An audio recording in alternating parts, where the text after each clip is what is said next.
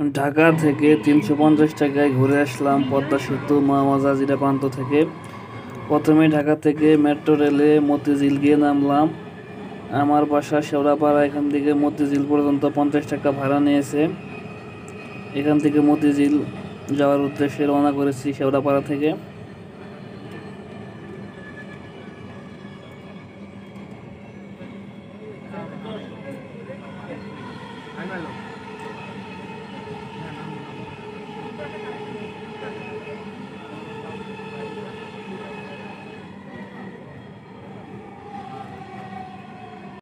তারপর মতিঝিল থেকে নেমে শাপলা চত্বর দিয়ে হেঁটে কমলাপুর রেলওয়ে স্টেশন থেকে টিকিট কাটলাম।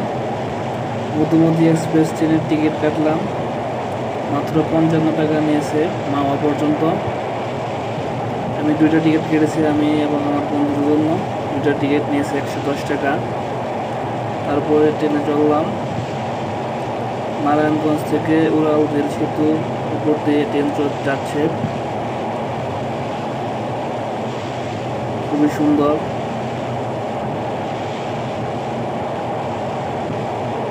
উড়াল সেতু দিয়ে যাওয়ার সময় বাতাসের বেগ ছিল খুবই প্রচন্ড। আমার ভিডিও করতে ফোন কাঁপছিল, জানালার বাইরে ফোন নেওয়ার সাহস করলাম না, যেহেতু এটি একটি উড়াল সেতু দিয়ে যাচ্ছে ট্রেন।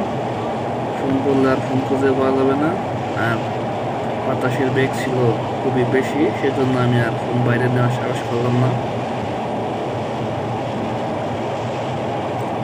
এই লাইনে আমি নতুন, ঢাকার ভিতর দিয়ে এভাবে যে উড়াল সেতুতে রেল চলাচল করে এটা সম্পর্কে আমার ধারণা ছিল না। আজকে দেখে খুবই ভালো লাগলো, ট্রেন যাত্রা খুবই উপভোগ করলাম।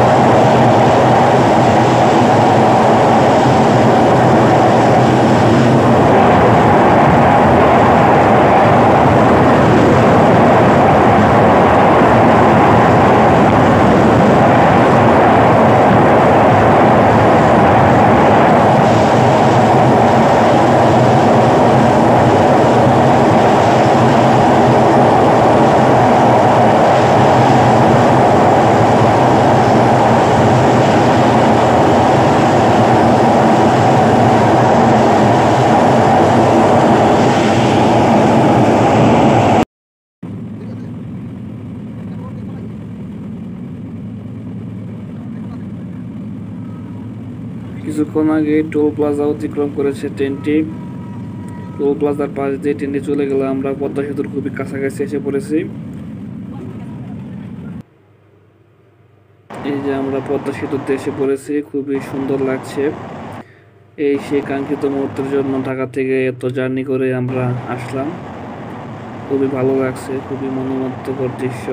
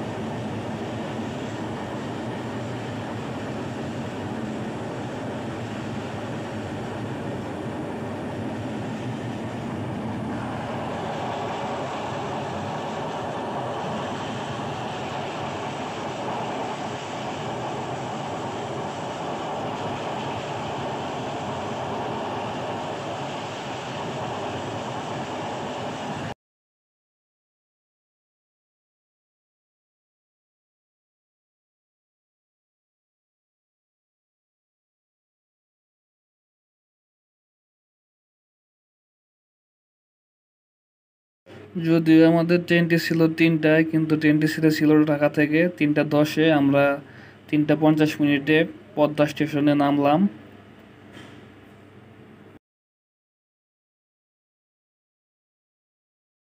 ঢাকা থেকে চলে আসলাম পদ্মা সেতু দেখে 1 ঘন্টাতে। পদ্মা স্টেশন সামনে, এখানে পদ্মা স্টেশন আমরা নামছি। পদ্মা সেতু দেখে এই সাইড স্টেশনে নেমে আমরা কিছু ছবি তুললাম। তারপরে আমরা চলে গেলাম মাওয়া হাই রোডের দুই পাশে খুবই সুন্দর সুসজ্জিতভাবে ফুলের গাছ লাগানো রয়েছে। ফুল গাছগুলো দেখে খুবই ভালো লাগলো। সারিবদ্ধভাবে সুসংগতভাবে সুন্দর করে ফুল গাছগুলো লাগানো রয়েছে। ফুলের গাছগুলো খুবই সুসজ্জিতভাবে রাস্তার দুই সাইডে ফুল গাছগুলো লাগানো আছে, দেখলে খুবই ভালো লাগে।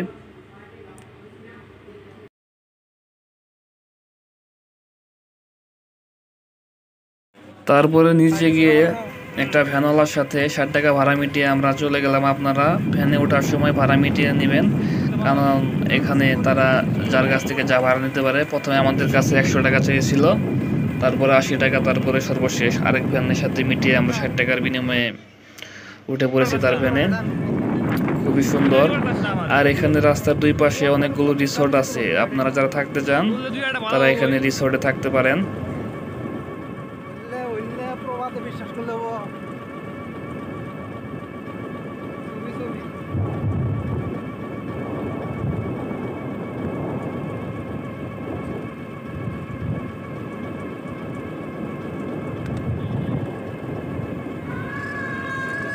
আমরা এখন হাইওয়ে রোডে প্রবেশ করেছি। সামনেই পদ্মা সেতুর জাজিরা প্রান্তের টোল প্লাজা, কিছু দূর গেলেই টোল প্লাজা।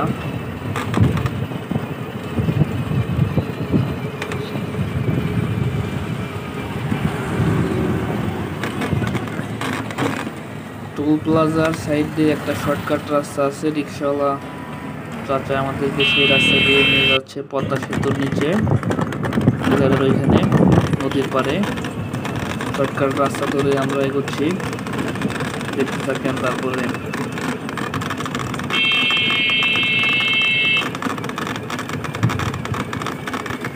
রিক্সা থেকে নেমে কিছু দূর হাঁটার পরই সেই দৃষ্টিনন্দন স্থাপনাটি চোখে পড়ল।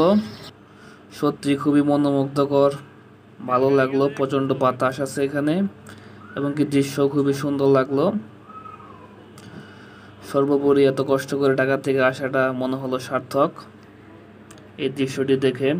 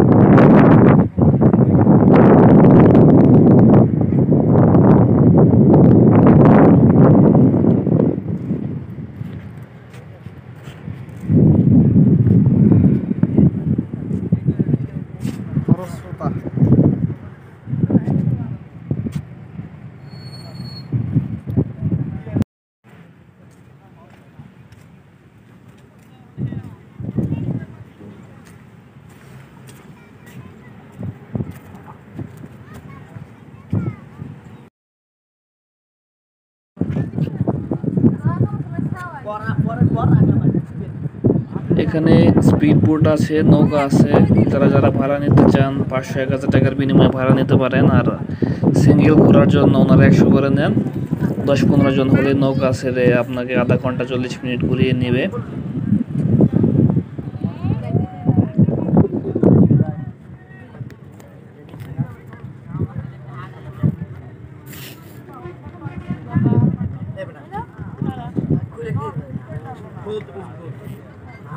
একটা জিনিস করবো।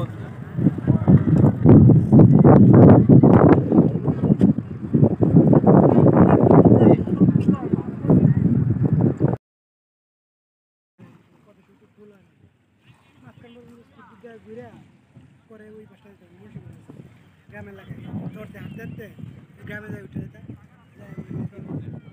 না স্ট্রিট ফুড থেকে এদিকে আসতাম মানে নদীর মাঝখানের দিকে আসতাম ঘুরে আবার ওইদিকে পরে ওই পাশে মুন্সিগঞ্জের সাইডে চর দিয়ে হাঁটতে হাঁটতে পরে ওইদিকে যাই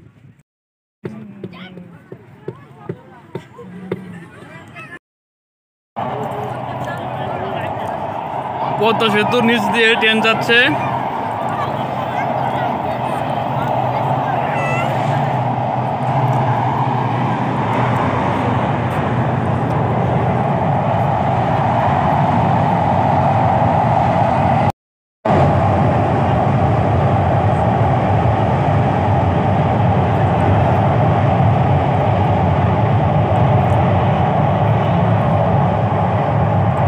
ঢাকা ফেরার সময় চলে এসেছে, 2 ঘন্টা সময় পদ্মা সেতু জাজিরা প্রান্তে অবস্থান করে আমরা ঢাকার উদ্দেশ্যে রওনা দিলাম।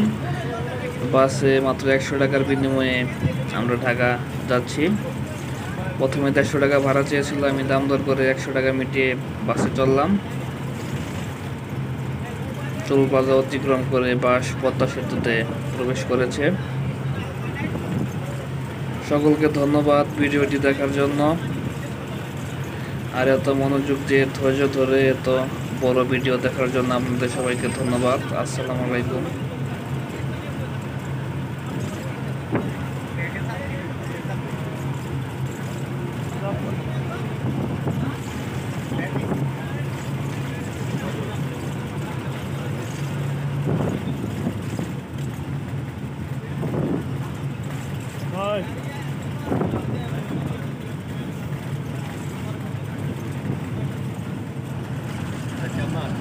না ব্যাগটা পানি দিত, ব্যাগ আলাই পানি আসলে না এই করে